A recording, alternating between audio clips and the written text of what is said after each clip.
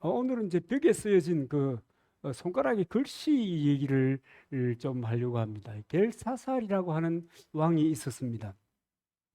이 사람은 이제 우리 본문에 나와 있는 것처럼 1,000명의 고관 대작들을 데려다 놓고 잔치를 하고 있는 겁니다. 누가 연상이 돼요? 부자와 나사로에서 그 부자가 연상이 돼요. 날마다 잔치를 벌이고 일락을 즐기는 이런 상황입니다. 그런 그에게 갑자기 이 손가락이 나타나 가지고 벽에 글을 쓰는 겁니다. 그 광경을 본 사람들이 얼마나 신기하겠습니까? 여러분, 하나님의 특수한 방법으로 글을 기록한 것은 모세가 시내산에서 하나님의 불이 십계명을 줄 때, 그죠? 그때, 그리고 이 두 번째 등장하고 그 이후에는 없습니다. 하나님의 손가락이 이 글을 쓴 거예요. 신기하기도 무지 신기했을 겁니다. 생전 처음 보잖아요. 너무 신기했을 것입니다. 그리고 얼마나 두려웠겠습니까? 여러분, 우리들에게 지금 갑자기 불이 쫙 꺼지고 여기에 내가 알지도 못하는 라시아 카라마슈로 했다, 뭐 이렇게 썼었다고 가정해 봅시다. 이게 무슨 소리야? 이게 무슨 글이야? 우왕좌왕 하게 될 것입니다. 꼭 그 분위기입니다. 벨사살 왕도 얼마나 놀랬겠습니까? 여러분, 죄가 없으면 안 놀란다 싶으죠. 죄가 없는 사람도 놀랍니다. 여러분, 산집에 올라가다가 갑자기 고라니가 싹 지나갈 때가 있어요. 물론 저는 죄가 많은 사람이지만 다 교환했잖아요. 주님의 십자가에 주님 내 죄를 받으소서, 주의 의가 내게 오소서 교환했잖아요. 그럼에도 불구하고 되게 놀라는 거예요. 이 벨사살 왕은 싸가지도 되게 없는 사람이거든요. 그러니까 얼마나 놀랬겠습니까? 녹초가 됐어요. 그래가지고 이 바벨론에 잘 나간다 하는 점쟁이 박수들 다 동원해가지고, 야, 저 뭔 소리야, 저게 어떤 글이야, 해석해봐. 모르겠어요. 아무도 모르는 거예요. 여러분, 모르지요. 왜요? 하나님의 글씨를 알아볼 사람은 하나님의 사람이어야 하는 겁니다.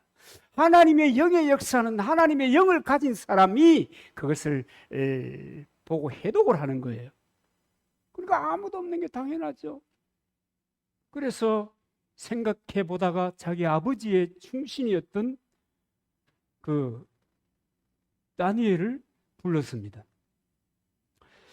다니엘에게, 야 다니엘, 어떻게 표현하는가 하는 것은 조금 있으면 얘기하겠지만, 다니엘 한번 해석해봐. 그러는데 그 장면에서도 이 벨사살이라고 하는 사람이 어떤 종류의 사람인지를 잘 가르쳐줘요. 하나님은 왜 이런 극단적인 있을 수 없는 방법을 통해서, 여러분, 손가락이 나타나서 성벽이라고 하는 것은 돌 아니면 흙으로 굳어진 그런 벽인데, 그런 데다가 글을 새긴다는 게 이게 여러분 예산 일이 아니잖아요. 그런 방법을 통해서 이제 하나님이 벨사살을 심판하시는 겁니다. 그런데 이 벨사살의 하는 그 태도를 보면은 이건 딱 벼락 맞겠다, 이런 생각이 딱 드는 거예요. 하나님이 심판하지 않으면 안 될 사람이었구나. 그런데 하나님이 예우를 많이 해줘서요, 경고를 내주잖아요. 알 수 없는 글이지만 그것을 보여서 경고해 주잖아요. 근데요, 잠깐 좀 이제 거슬러 올라가 보면 이 다니엘서 5장 13절에 보면 벨사살이 다니엘에게 어떻게 말하는가 하면, 내가 나의 부왕이 유다에서 사로잡아 온 유다 족속 중에 그 다니엘이냐, 그렇게 얘기하는 거예요. 지금 이 다니엘은 이미 포로로 한 이 10대 중반쯤에 한 15살, 17살 이쯤에 포로로 잡혀왔거든요.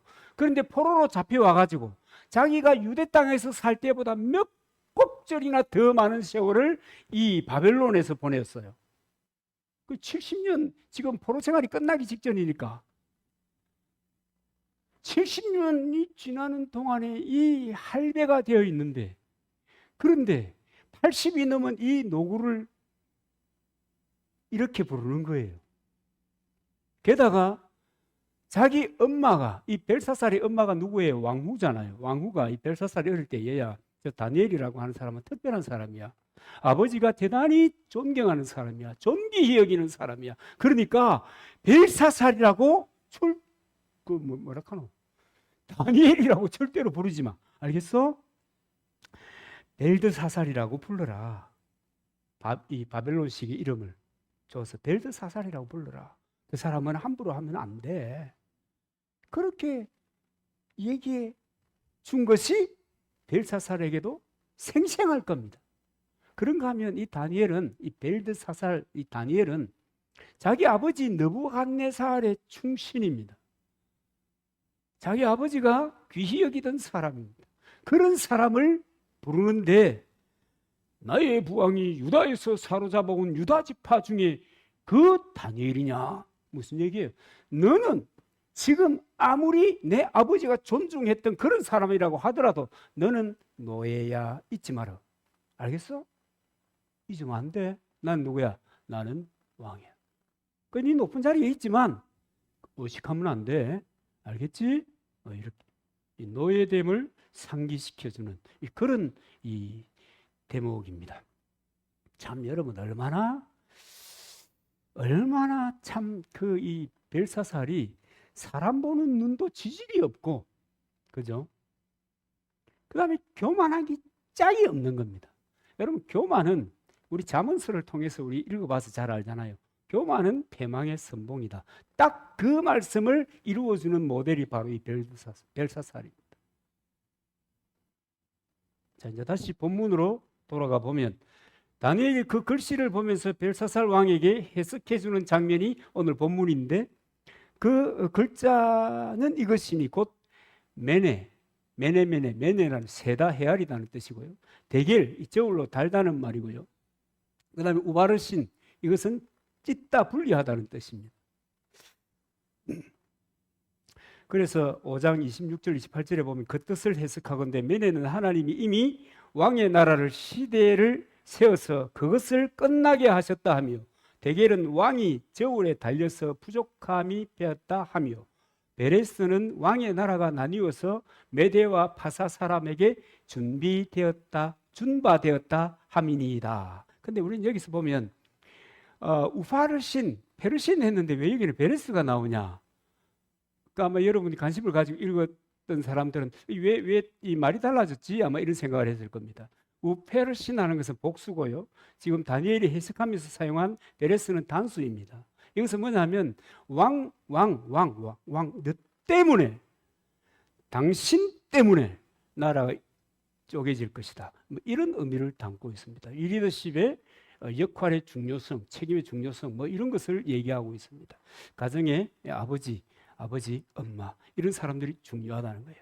이분들의 그 역할이라고 하는 것이 얼마나 귀중한지 몰라요. 나라의 대통령이 얼마나 중요한지 몰라요. 성장할 수도 있고 까먹을 수도 있어요. 교회도 마찬가지입니다. 교회 목사가 너무 중요한 이유는 너무 그 영향력이 크기 때문입니다. 그래서 네 때문에 그런 거야. 이 얘기를 이 페레스라고 하는 말을 안 하고 페레츠, 단수로 이렇게 표현하고 있는 것입니다. 또 27절에 보면 왕이 저울에 달려서 부족함을 배웠다 하며 라고 하는 말씀이 기록되어 있는데, 여러분 이 겉보기에, 사람들이 보기에 아무리 세고 탁월해 보여도, 그래 보여도 하나님의 저울에 올라갔을 때 하나님의 커트라인에 미치지 못하면 아웃된다. 하나님의 저울이 모든 이 벨사살에게뿐만 아니라 모든 인생에게 준비되어 있는 거예요. 그래서 여러분 하나님의 이 저울, 하나님의 평가를 여러분 의식하면서 사는 것이 중요합니다. 왕이라 하더라도. 여러분 이 시대의 왕은 절대적인 신적인 권위를 가진 존재잖아요. 그럼에도 불구하고 여러분 인간은 인간이에요. 하나님의 평가, 하나님의 저울, 여기에 관심이 있어야 되는 것입니다. 그래서 늘 하나님의 저울 위에 이제 올라선 듯이 다이어트를 위해서 몸무게를 달아봐야 될 필요가 있습니다. 하나님의 저울, 여러분, 하나님의 평가, 이거 중요합니다. 세상에도 평가가 있잖아요. 그 평가에 미달하면은 그냥 묻지도 않고 따지지도 않아요. 너 뭐 때문에 그래 평가가 그렇게 됐냐? 너무 안타깝다. 야야, 너는 나의 사랑하는 자식이잖아. 내가 잘 아는 사람 이런 거 없잖아요. 그냥 아웃이잖아요. 그래서 사람들은 늘 주의해야 돼. 자기의 저울로 자기를 보는 것도 곤란합니다. 내가 나의 저울을 가지고 나를 평가하면 몇 점이겠어요? 네? 정문사님은 50점. 스스로 봐도 50점. 100점? 에, 존경합니다. 이제 어느 날 벨드사살 왕의 아버지 느부갓네살이 꿈을 꾸고 이 꿈을 다니엘이 해석하고 하는 장면이 이제 4장 34절부터 이제 34절에 이제 기록이 되어 있는데 어떤 것이냐 하면은 이제 그 꿈에 대한 다윗의 해석이 왕이 권세가 등등하였는데 너무 교만해가지고 하나님이 들짐승과 함께 살다가 데려가겠습니다. 이런 뜻입니다. 하고 해석해 주었습니다. 그런데 이런 아버지의 교만이 벨사살에게 그대로 전달이 된 것입니다. 참 기가 막힙니다. 그래서 다니엘은 이렇게 말합니다. 18절 22절 벨사살이여 왕은 그의 아들이 되어서 이것을 다 알고도 오히려 마음을 낮추지 아니하고 아버지가 교만해가지고 말로가 어떻게 되었는가? 여러분 당시에 바벨론은 세계 최강의 나라입니다. 세계 최강의 왕이 그 말로가 어떻게 됐는 줄 봤잖아요. 경험했잖아요. 근데 왜 정신을 차리지 못하세요? 왜 당신은 변화를 위해서 생각하지 못하세요? 그런 얘기를 들었습니다. 결국은 하나님은 모든 것을 다 보고 계시는 겁니다. 우리 눈에 안 보인다. 여러분, 눈에 안 보인다고 해서 의식하지 않으면 안 돼요. 눈에 보이는 게 중요한 게 몇 가지나 있어요. 눈에 안 보이는 거는 모든 것이 다 중요합니다. 심지어는 들풀의 효능도 눈에 안 보이잖아요. 우리 한약의 효능은 다 책에 나와 있지만, 그죠? 나는 공기의 효능을 아시나요? 눈에 안 보이니까 뭐 괜히 안 보인다고 나는 숨 안 쉬어도 돼 이러면 안 돼요. 열심히 숨 쉬어야 돼요. 그죠? 눈에 안 보인다고 해서 무시하면 안 되는 것입니다. 그런데 벨사살은 정말 기가 막힌 사람입니다. 제 선친이 고래셨거든요. 좀 죄송한 집안 내력이지만 고래인데 뭔 고래냐면 고래였어요. 고래. 하는 업이 그래서 그런지 모르지만 좌우지간 한 번도 제가 아주 어릴 때 일이지만 제 기억에는 이렇게 안 돼 가지고 들어온 날이 별로 없었던 것 같아요. 그런데 우리 형제 중에 그 아버지의 모습을 보고 아예 입에 술, 담배를 일절 안 댔던 분이 계십니다. 우리 둘째 형님. 아버지가 저렇게 된 것을 보았다. 우리 삼형제 참 안타까운 얘기인데 우리 큰형님은 그래도 하고 다 하다가 어느 순간 자기 몸에 이상이 오니까 맞다. 누가 생각났겠어요? 아버지가 생각나는 거죠. 딱 끄는데 아직도 안 합니다. 저는요. 역시 저도 전과 사실이 있습니다. 기록이 안 돼서 그렇지. 그런데 신학에 들어갔는데 갑자기 사흘 금식기도 하고 원래 금식기도 하면 끊기는 게 맞는데 끊기는 걸 보고 누굴 생각했겠어요? 아버지를 생각하고 그걸 다 끊어버렸어요. 이게 정상이에요, 이게.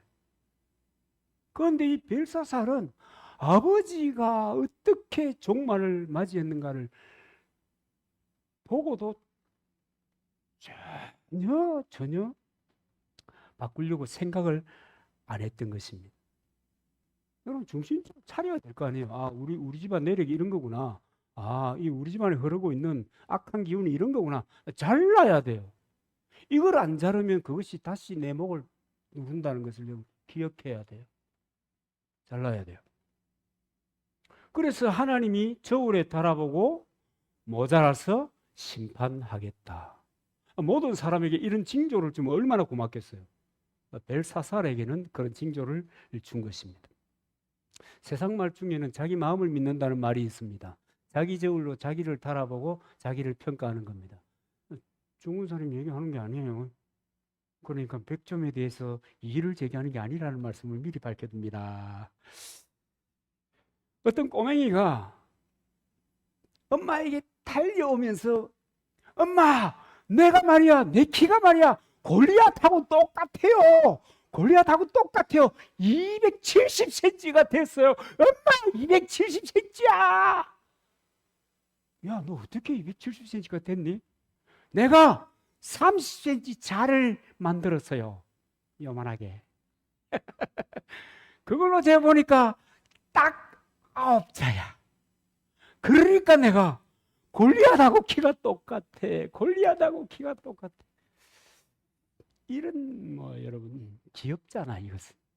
그러니까 아이가 이러면 귀여운 거예요. 근데 이제 사리 판단을 할 수 있는 사람이 이러면 맛이 간 거예요. 맛이 간 채로 세상 사람들이 살아요. 대부분이 그렇게 살아요. 자기가 지금 무슨 생각을 하고 있는지, 무슨 말을 하는지, 무슨 짓을 하고 있는지 모르고 그냥 살아요. 자기의 소위에 오른 대로. 자기 소위에 오른 대로. 어디서 많이 듣던 소리 같죠? 그죠? 사사기 맨 끝이 나오는 이야기잖아요.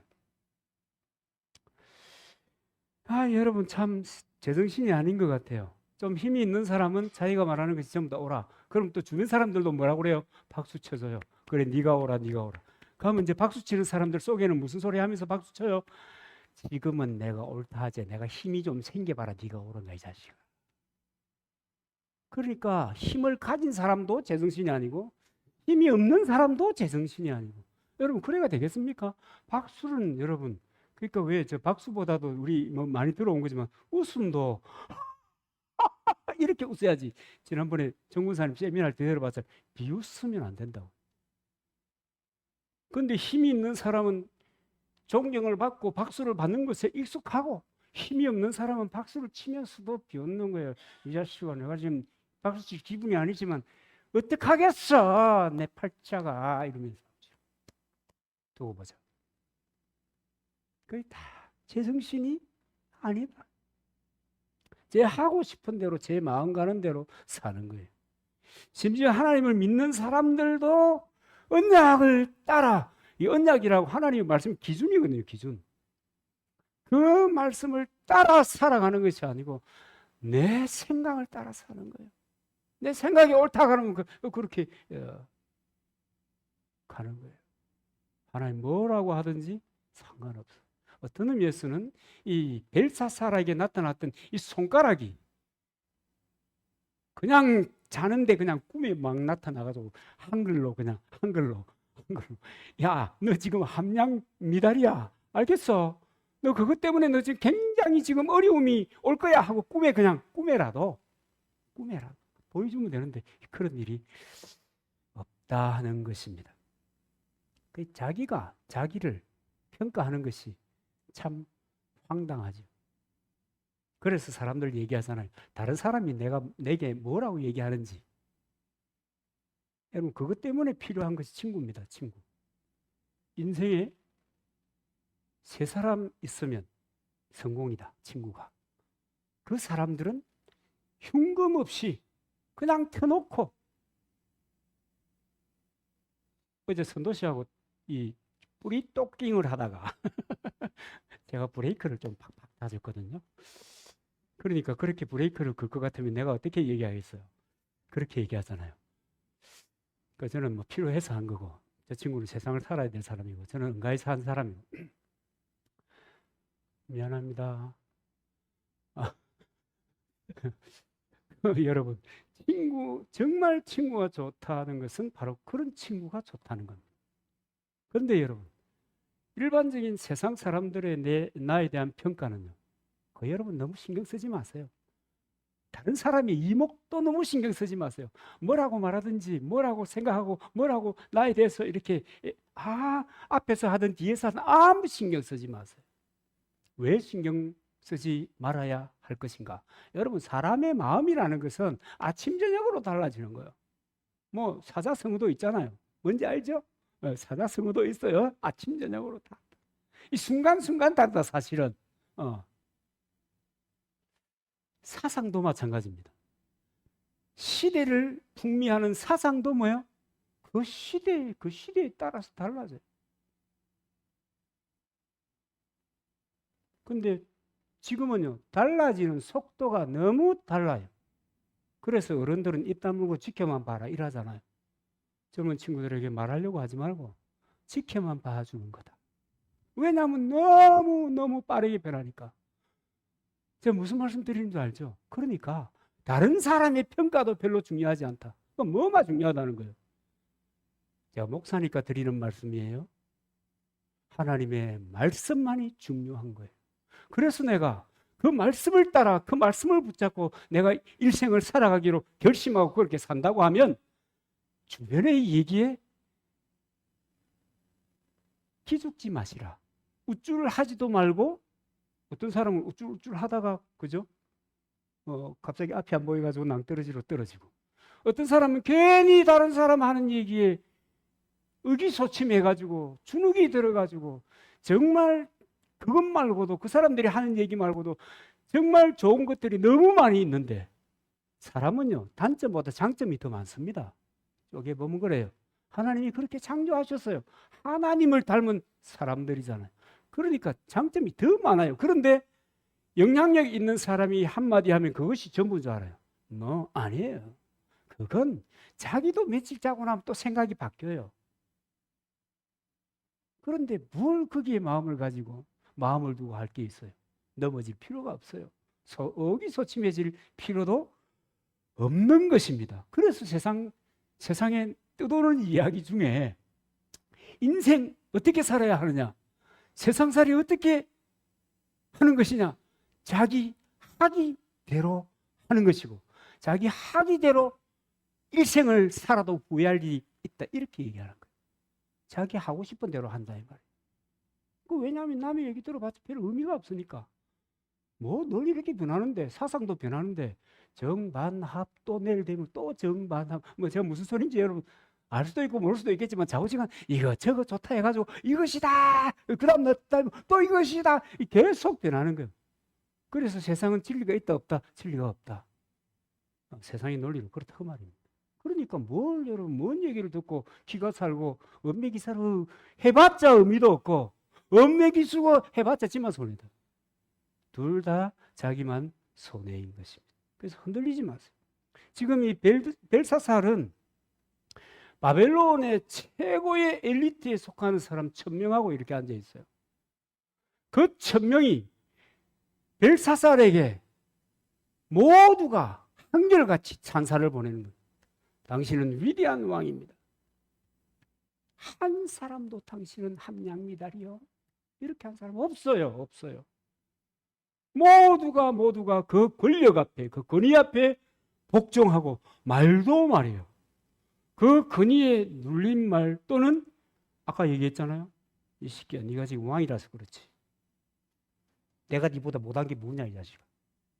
이 핏줄이 그런 거지. 능력이 내보다 많냐 이러면서도 왜 이러잖아요. 그죠?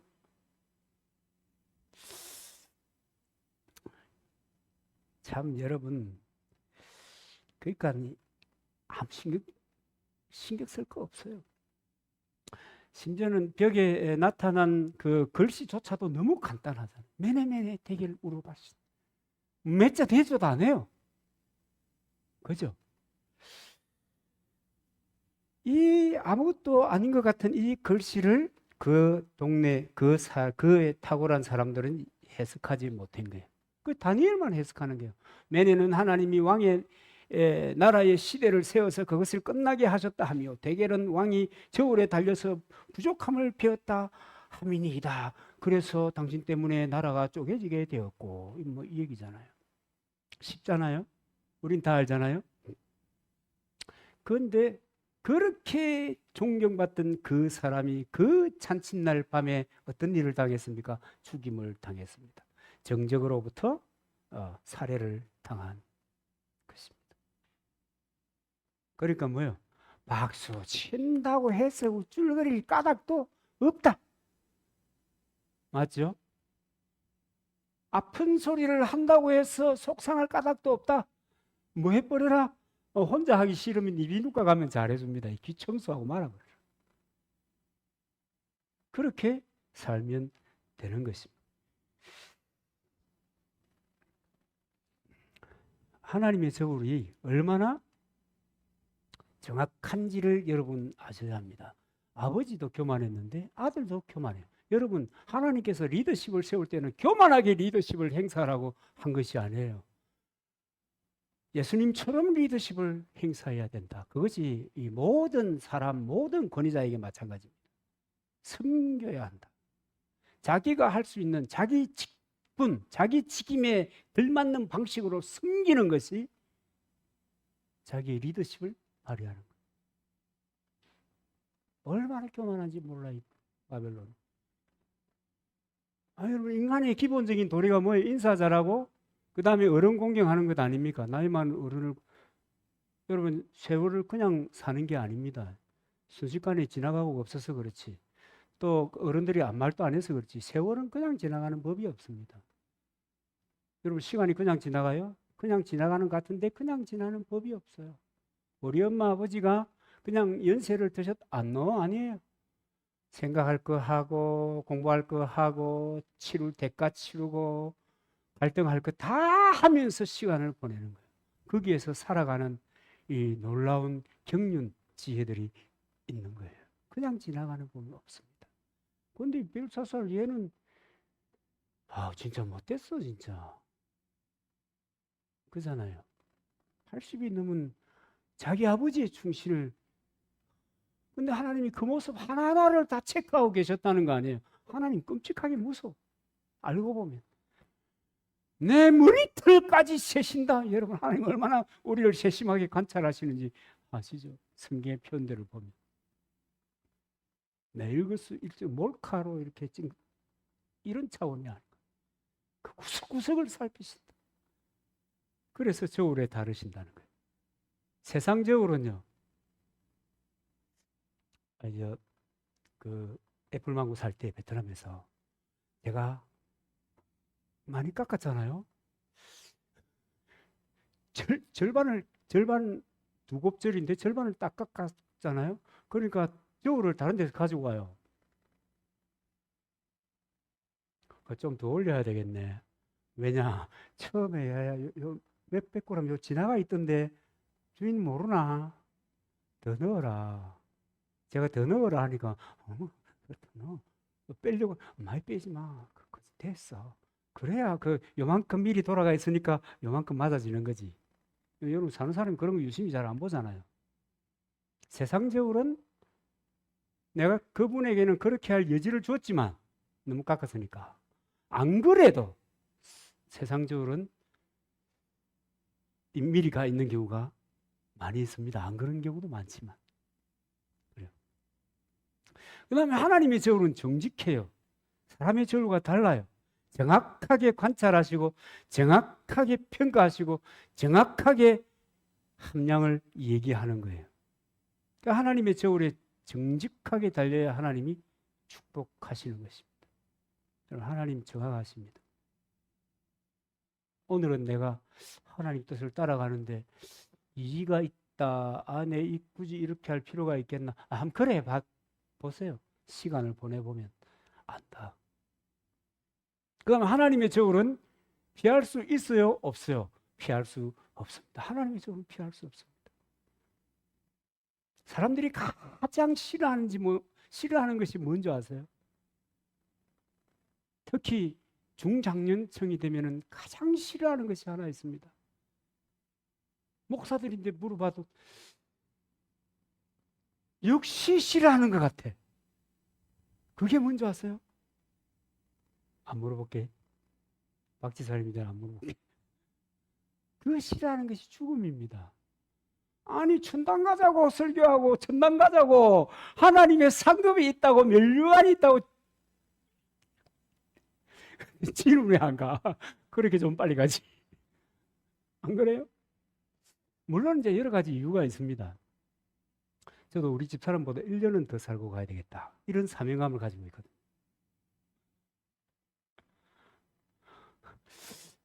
여러분, 다 이유가 있습니다만은 죽음을 좋아하는 사람은 한 사람도 없습니다. 근데 아무도 피해갈 수가 없습니다. 한 번 죽는 것은 당연한 것이고, 그 다음에는 심판이 있다. 히브리스 9장 27절 이야기 있잖아요. 이 사람들이 별로 안 좋아해요. 자기는 무소불위의 권위를, 권력을 가졌지만, 그런데 자기의 다음 순간이 어찌 될지 모르는 거예요. 누구도 몰랐다고요? 벨사살도 몰랐어요. 엘리트가 1000명이나 함께 모여서 우샤우샤 했던 그 수많은 사람들과 함께 있는데도 몰랐던 거예요. 그 중에 역적 모의를 한 사람은 알고 있었을까? 성공할 수도 있고 실패할 수도 있으니까 알았다고 할 수 없겠죠. 모르는 거예요. 한 치 앞을 몰라요. 그러니까 왕이라고 하더라도 불쌍한 거예요. 이 벨사살 왕은 그래도 하나님이 혜택을 많이 줬어요. 그잖아요. 야, 너 함량 미달이야? 하고 보여줬잖아요. 보여주고. 그 보여준 것이 해석이 안 되니까 다니엘을 통해서 해석해가지고 얘기해줬잖아요. 너 함량 미달이다. 너 지금 돌아서라. 이 경고거든요. 여러분, 우리 질병도 심장도 마찬가지고 이 뇌출혈도 마찬가지예요. 경고가 반드시 있어요. 반드시 경고가 있어요. 경고가 오는데 알지 못하면 끝이 나는 거예요. 알지 못하면 끝은. 알았다 하더라도 신속하게 반응하지 않으면 끝이 나는 거예요. 반신불수가 되거나 죽거나 고생을 하는 거예요. 하물며 여러분, 하나님의 경고가 그렇게 선명하게 너는 함량 미달이다. 네 때문에 지금 나라가 망하게 생겼다. 그 또 다니엘은 얼마나 찔러줬습니까? 복수로 나누어진다. 다른 여러 사람들과 함께 죄를 나누어서 이렇게 얘기했으면 좀 흐릿했을 텐데, 그건 내 탓이 아니잖아. 나라가 망하려니 그런 거지. 이렇게 할 수 있을 텐데, 너 때문에 그렇다. 너 때문에. 그렇게 딱 집어서 단수로 표현 딱 해줬잖아요. 그런데도 이 사람이 회개할 줄 모르는 거라. 여러분, 회개하고 돌아서야 돼요. 경고가 있으면 돌아서야 돼요. 경고가 없어도 바르게 살려고 애를 써야 됩니다. 세상 속에서 그리스도인으로 산다는 것이 만만한 일이 아니잖아요.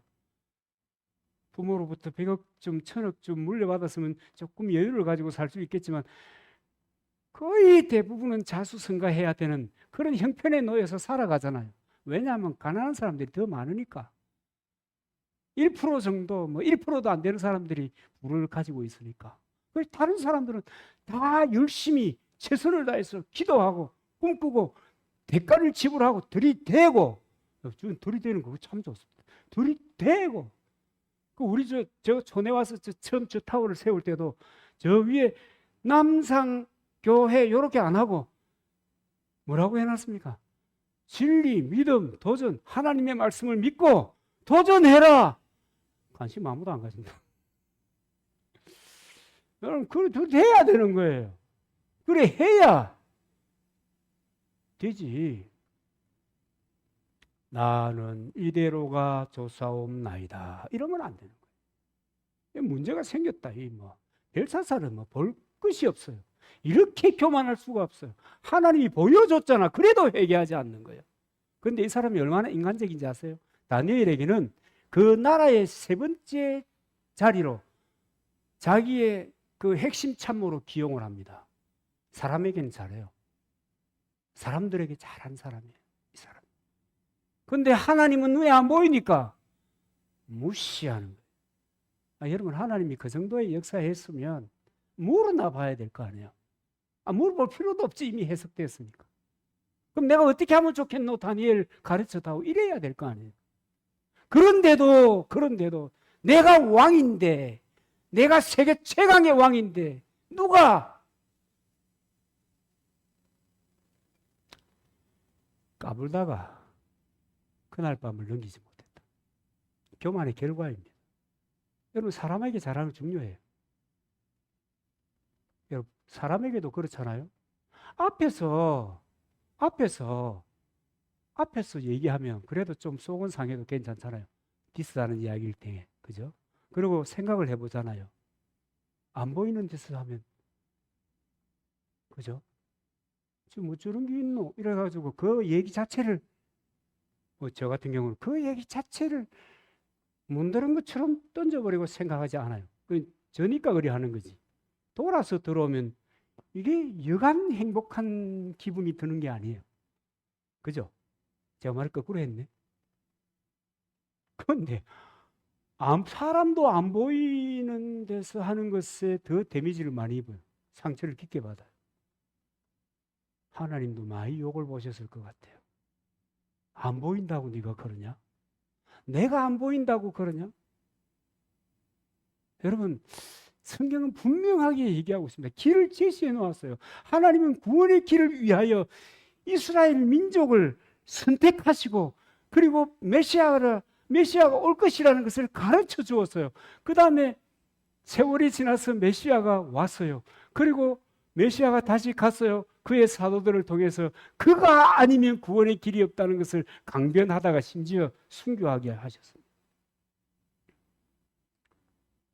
예수 외에 다른 이름을 주신 적이 없는데, 그로 말미암지 않고는 구원받을 길이 없는데, 그런데 왜 믿지 아니하느냐? 이거 외치다가 사도들이 다, 요한 사도 빼놓고 그죠? 다 죽어간 거예요. 여러분, 그 메시지 때문에 수많은 사역자들이 세상에서 자기의, 모든 인간이 다 자기 꿈이 있잖아요. 하고 싶은 게 있잖아요. 한 번밖에 없는데 이게 무슨 돌아가가지고 내가 강아지로 나오나 소로 나오나 현자로 나오나, 그냥 한 번 지나가면 끝인데, 그냥 그것도 뭐 친했던 사람은 꿈에 한번 나왔다가 지나가고, 한번 지나가면 끝인데 하고 싶은 게 왜 없어? 그걸 그리스도를 만나고 난 다음에 그것을 던져버리고 자기 인생에 전혀 예기치 않고 생각하지 않았던, 한 번도 자기의 계획 속에 없었던 그런 길을 가면서 예수가 길이다, 예수가 진리다, 예수만 우리의 인생을 구원할 수 있는 유일한 주님이시다.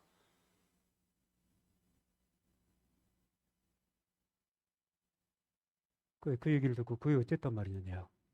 이러면은 벨사사라고 똑같은 거예요.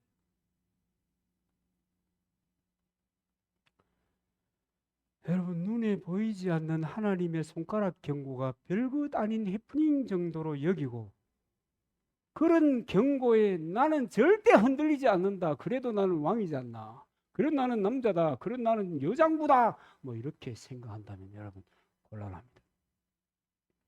그 경고가 최후의 경고고 마지막 기회였을 텐데 그 기회를 잡지 못했어요. 그리고 그 밤에 인생이 끝이 나고 말한 것입니다. 여러분, 기회가 있어요. 기회가 있어요. 잡아야 돼요. 하나님의 평가를 피할 수 있는 피조물은 아무도 없습니다. 누구도 예외가 없어요. 누구도 피해갈 방법이 없습니다. 그렇기 때문에 항상 하나님의 저울을 의식하며 살아야 합니다. 하나님의 저울을 의식하며 사는 구체적인 방법이 뭡니까? 말씀을 따라서 순종하며 믿음으로 헌신하고 섬기고 살아가는 겁니다. 그렇게 살아가는 거예요. 그게 하나님을 의식하고 살아가는 거예요. 하나님의 저울을 의식하고 살아가는 겁니다. 그래서 여러분, 우리가 어느 순간에 예수를 믿고 예수자리가 되었잖아요. 천하보다 귀한 생명이 되었잖아요. 그런데 종국에 가서는 함량미달로 추락이 되면 안 되잖아요. 존귀한 우리가 함량미달이 되면 안 되잖아요. 안 되잖아요. 안 되잖아요. 그 여러분 돌아봐야 돼요.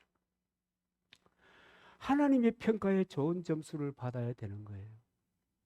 여러분, 세상 평가는요, 오늘 좋은 평가를 내려도 다음 날은 그래요. 삼성, LG 뭐 대기업 그 몇 퍼센트만 간다는 그 대기업, 여러분 40대 중반 되면 다 내려와야 돼요. 50대도 안 가. 일은 얼마나 직사하게 시키는지 몰라요. 내 친구 아들이 그 LG에 들어갔어요. 할렐루야, 기분 좋다. 성과급 1,000만 원 나와네. 우와, 맞네. 출퇴근이 의미가 없어, 의미가 없어. 자기 시간이 없을 정도로 쥐어짜는 거예요. 그러다가 이 친구가 능력이 한계가 있구나 그러면은 퇴출해요. 세상이 그래요. 다른 데도 비슷해요. 그러나 퇴출된 사람들이, 성공한 사람들이 많아요. 그러니까 사람들의 평가는 속상할 평가가 아니에요. 종국적으로 하나님의 평가를 기대하고 하나님의 손에 붙들려서 하나님의 인도하심에 내가 익숙해지는 것이 여러분 행복하게 성공적인 삶을 살아가는 방법인 것입니다. 아멘입니까? 저는 그렇게 믿습니다. 예수의 사람이 되어서 주의 말씀을 따라 서로 교제하고 서로 존경하고 서로 화평을 만들어내고, 이 예배당도 마찬가지고 가정도 마찬가지고 내가 속한 공동체도 마찬가지고 그렇게 만들어 가는 거예요. 그렇게 한마음 한뜻이 되어서 서로 섬기고 서로 세워가면 여러분 이만한 게 없죠. 괜히 하나님께서 하나님의 권속이라 가족이라 그렇게 말씀하셨겠습니까? 여러분 하나님의 평가를 의식하며 살아야 될 줄 믿습니다. 그리고 하나님의 인도하심을 받아 살아가시기를 바랍니다. 승리, 성공, 행복, 궁극적인 즐거움 다 거기서 나오는 것입니다. 아멘이죠.